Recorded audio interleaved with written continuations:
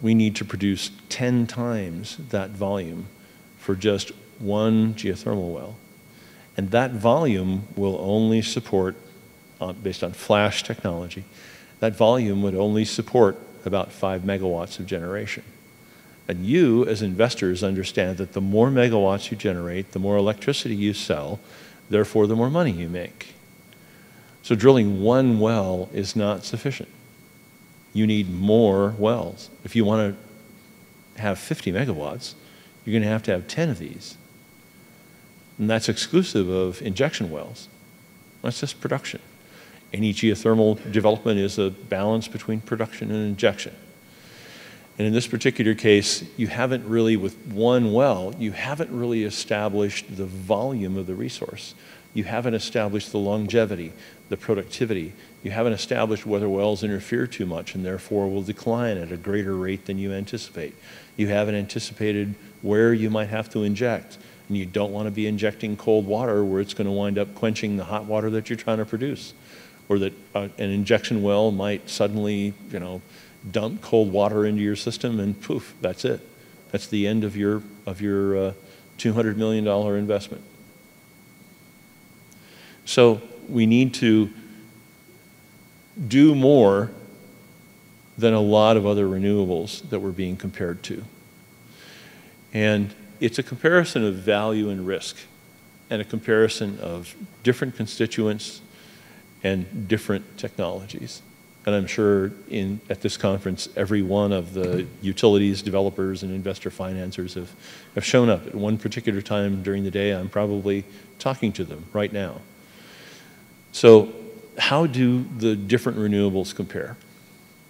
Well, the thing about geothermal is that you've got to establish resource quality early on in the business. And that's something that's fundamentally different from solar and wind renewables. The shared challenges are transmission and obviously credit markets, especially post-2008. I was at a conference like this in 2008, and financier stood up from Deloitte and Touche and said, "Fat chance you'll ever get financing for your project because the market just collapsed and you're way low on the totem pole." Those challenges have changed, but that doesn't necessarily mean that they've gone away. So what are the renewable costs? Well, in terms of capital costs, geothermal remains competitive. In terms of fixed operating costs, definitely competitive. Even more competitive than things like conventional generation plants, natural gas, coal. Very lower operating costs. In terms of area density, a very low impact. And in terms of the levelized cost of electricity, the calculation of combining everything together through the entire operating life of the system and trying to figure out what you can generate electricity for. It's exceptionally competitive. And from a utilities perspective, they're looking at what Carl mentioned, capacity factor. How long are you online? If you're only online 50% of the time, that's not what I would call reliable if I'm a utility. Time of use. They want to be able to coincident with their peak of use during the day and during the year. System security, meaning is it intermittent? Are you somebody who produces at a constant rate, what Carl referred to as base load? And technology risks and reliability. What's the technology risk? And again, to refer to Carl, he mentioned that the fundamental questions that he faced, even now, in this century, were like, okay, well, how? How are we going to do it? How is not the question. The technology is mature. It continues to develop. There are continual improvements that can be made, and they are being made. The fundamental driver is the resource and exploring for the resource. Reliability, well, at one time in the 1980s and 1990s, utilities argued that you know, you're forcing us into all these long-term contracts for baseload power, and we don't like that. And it's running up the electricity costs and all kinds of other excuses. Now, given the California energy crisis of 2000, the utilities are very anxious for baseload, reliable, constant power. So, renewable capacity. Carl actually had this spelled out. I decided I'd do a fancy graphic. This is from one of his sources, the U.S. Energy Information Agency. Geothermal capacity, the installed ability to generate electricity, constitutes about 33% of renewable capacity. And in terms of generation, we're looking at a larger generation base for geothermal than almost all other renewables. Although, I should qualify, this is in 2011. I really need to update this. I wasn't able to get to the statistics this morning, but solar and wind have increased. And Carl showed something like this before for net capacity factor, meaning how often is it online? And that's one of the fundamental advantages of geothermal. It's available 95% of the time. Not that other 5% is related to maintenance time, downtime for maintaining the power station, but not necessarily to the geothermal generation ability, the geothermal generation system itself. This is yesterday's curve from the California Energy Commission Watch Your Renewables website. The web address is down in the lower left-hand corner, even though it's probably in one-point type, but I can give it to you. You can go to the California Energy Commission website, download this any day. This is what the renewable resources looked like yesterday.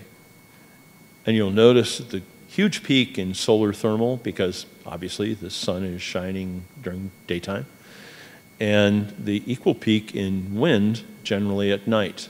Last night was a fairly windy period. But notice in geothermal, the gray stuff at the bottom, that it's just running along constantly, perfectly happy. That problem, or that peak and drop, the grid contribution, is one of the fundamental problems where geothermal stays relatively constant. Other renewables, wind and solar, manage to drop off the scale at a time when the utility actually needs load. So that peak toward the end of the day that you see isn't something that other renewables can supply.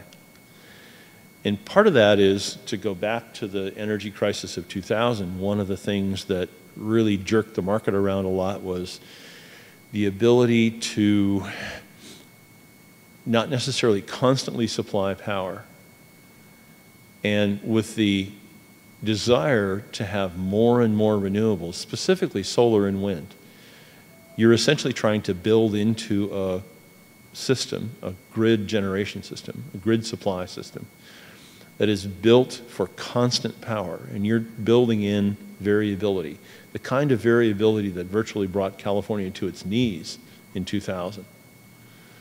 And the grid that we have, the generation system that we have, is not really capable of handling that kind of variability. So the value of baseload power, the value of geothermal baseload power is very high. The value of getting this to advance is even greater. All right, thanks. So the risks and challenges of wind, the intermittent generation, one of the fundamental problems, underperforming projects. The wind doesn't blow all the time. The risks and challenges are still the same thing for solar, although solar costs have come down considerably. But one of the fundamental problems is land use, because large solar projects take up huge amounts of acreage. And that's something that, especially in the desert, can run you up against a lot of permitting problems for things like endangered species, all kinds of problems. And that last year about this time was a focus of one of the solar projects in the California desert. The problem with overcoming the permitting for occupying large amounts of acreage in a very sensitive habitat. Geothermal risks and challenges, long development cycles, large capital outlays before you can actually get the resource going, financial hurdles. At this particular stage, you can wipe out that 75% proven part. That was probably about 10 years ago.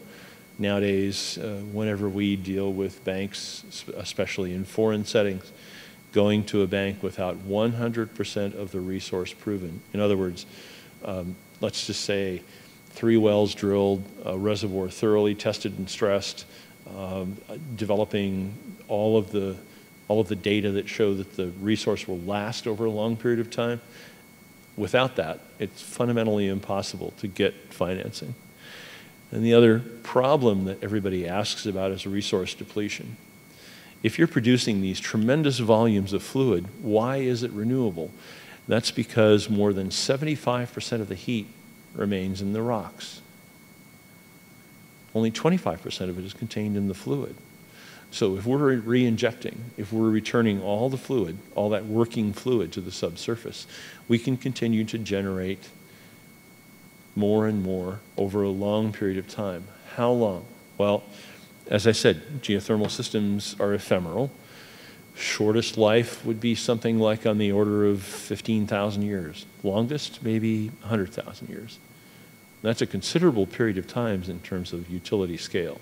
Plus, remember that heat source down there. If it's getting replenished by all that tectonic activity that we talked about very, very early on in exploration, then we're having a continuously regenerating source. So that's what makes it renewable. So all of the things that we try and do, applying geology, geochemistry, geophysics, geothermics, reservoir engineering, which is fundamentally based in the conceptual model that you come up with from all of those geologic elements. We try to quantify the temperature, depth, quality, all the things that we need to be able to establish that a viable resource exists. All of those things apply to the very, very early part of this curve, because this is the risk reliability profile developed by the World Bank for geothermal systems worldwide. And it applies quite well to a lot of the things in the United States. But it's one of those fundamental hurdles that Carl alluded to this morning, that you have to invest a certain amount of money up front before you can get other people to invest. So it's that upfront cost. But everything that I do as an exploration geologist is built around trying to quantify the resource and reduce the risk. That sharp drop, that sharp step that you see in that risk curve, that it gives investors and banks confidence that a geothermal resource exists, it can produce for a long period of time, and it's viable. So, a brief summary about discovery and development. We're looking at exploration that we talked about before, applying all of those elements to quantify risk. We're looking at trying to discover a resource that has sufficient temperature, sufficient permeability, and sufficient productivity that we can produce it for a long period of time, more than 30 years of a geothermal project life. And we're looking to verify. We're looking to present to investors and bankers a relatively quantified estimate of size, capacity, and sustainability.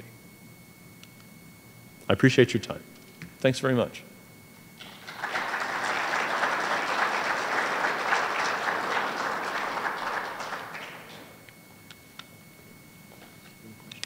Questions? Questions? Yes.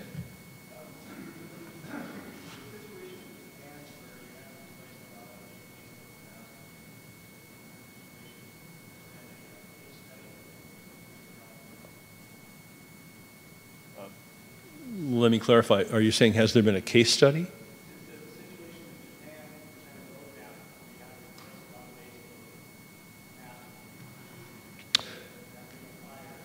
Right. Yes. The question was the situation in Japan, especially after the Fukushima nuclear disaster, does it present kind of a roadmap? Is that what you're asking? Okay. The short answer is yes. Japan, I worked for a while in Japan when Unical, the company that I worked for, had a cooperative relationship with the Japanese to try and develop geothermal prospects. They have an abundance of geothermal energy. but it's kind of dropped off the face, and there hasn't been a lot of activity in Japan for more than 2 decades. The reason primarily is permitting and the problems with depleting those surface resources, the effects on surface resources. So Japan has extremely strict environmental laws when it comes to their hot spring resources. We have national parks, and of course, we'll never be able to get into someplace like Lassen or Yellowstone. But in Japan, they have national parks, and then they have even stricter national parks, and then they have even stricter than that national parks, and then they have really strict national parks.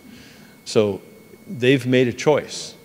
But now, you're right, we're about to participate in a project specifically for some of the Japanese agencies to examine replacing all of that baseload power with renewable power.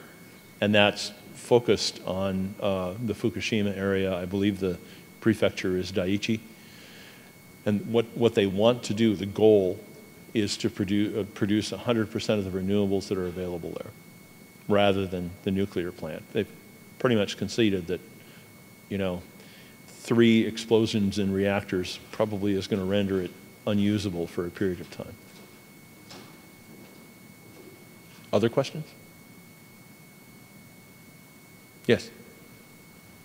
Horizontal drilling has had a huge impact on oil and gas. Is there any application in the future of horizontal drilling?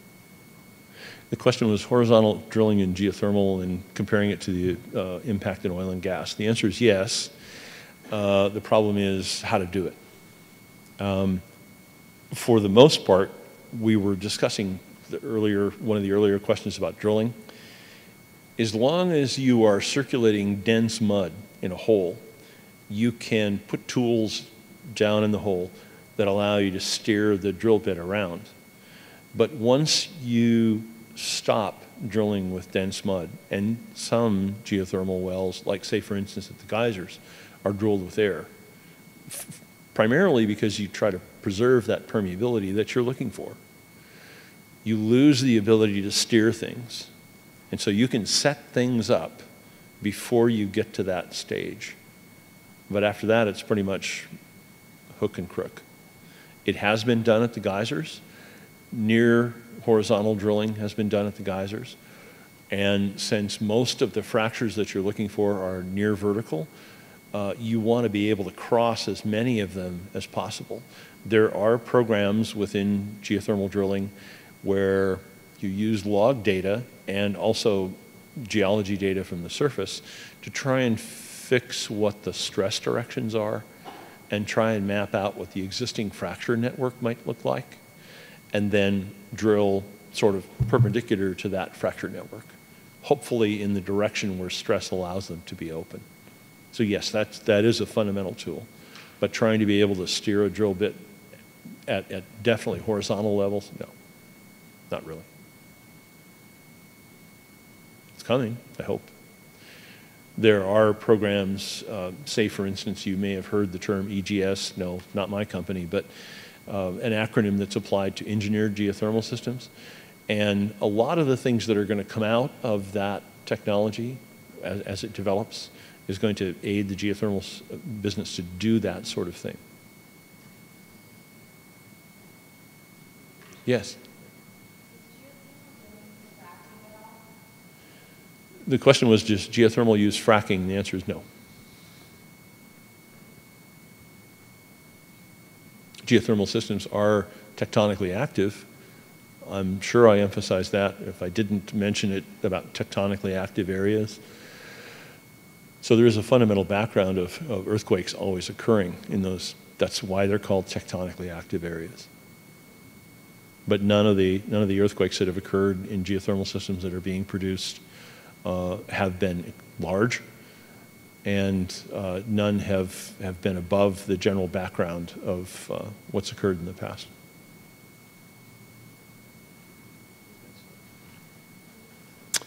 Thanks for the time.